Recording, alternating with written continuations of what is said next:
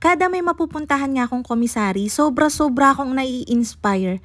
Kasi parang maiisip ko sana pagdating ng panahon, ako naman 'di ba?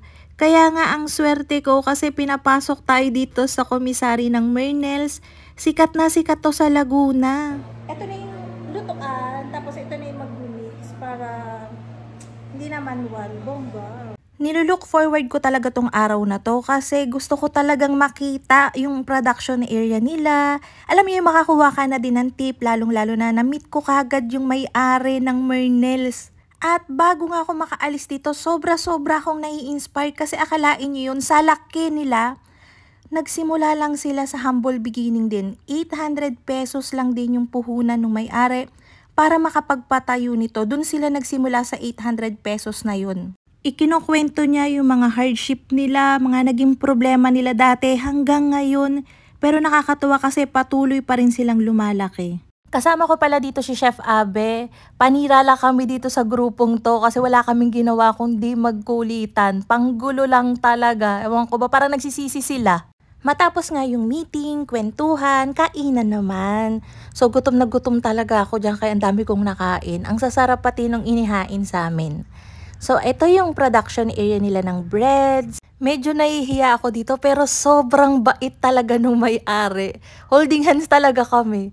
Kaya sabi ko, ma'am, na-attach na ako sa'yo. Ampunin mo na ako. Ito yung selling area nila. Hindi yan nauubusan ng tao. Hindi nauubusan ng sasakyan yung parking space nila. Dire-diretso talaga. Sana ulan daming pa-order. Papasok na nga kami sa komisari nila. Eto na, akala ko meron silang production pero tapos na daw. So kita nyo naman, ang ganda, ang linis, ang lawak, ang daming oven. Sabi ko nga kay Chef Abe, Chef, bilangin mo nga yung mga oven. Ayun, ginawa niya oh. 11 ovens! Si Count, napapahan. Sabi ko sa inyo, panggulo lang kami dyan ni Chef Abe eh. Bukod sa mga oven, ang dami din nilang mixer, syempre. Ayan, ang ganda. Ang lawak talaga, tas ang linis. Wala kang makikitang alikabok kung saan. Tapos, ang pinaka nabilib ako dito, may sariling kwarto yung pagse-separate ng itlog. Akalain nyo yun. Sa pagkakatanda ko, parang nasa 100 plus na ang empleyado ng Mernels. Kaya hindi sila tumitigil na magpalaki. Yun yung sabi ng may-ari para mas marami pang matulungang empleyado. Ito naman yung mga customized cake nila na room. Cold room nila to, kaya nabibilib din ako.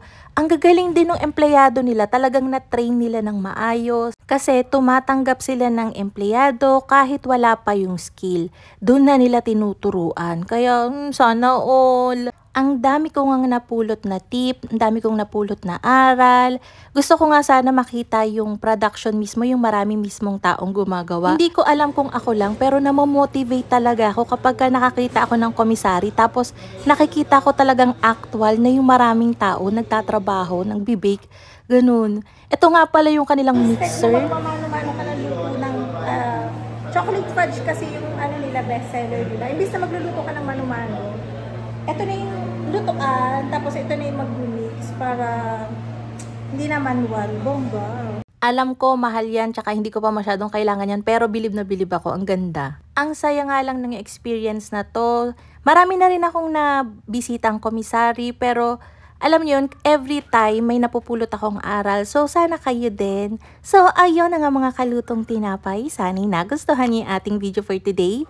Magkita-kita tayong muli. Bye-bye!